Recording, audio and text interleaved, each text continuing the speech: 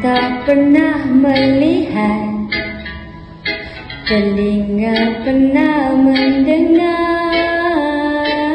jenis pendahuluan terakam jelas seakan terjadi baru saja.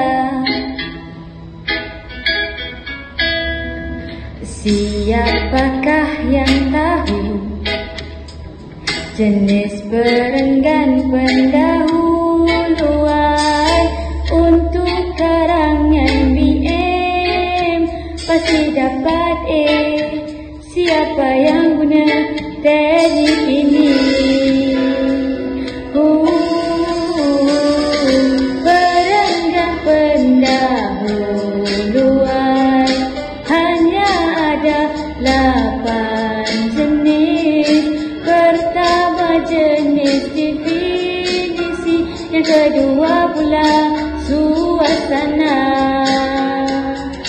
ketiga pula sejarah termasuk peribahasa, kelima pula jenis soalan dan ada juga jenis puisi. Yang ketujuh jenis pendapat, yang terakhir gabungan akan ada masa depan bagi semua yang belajar.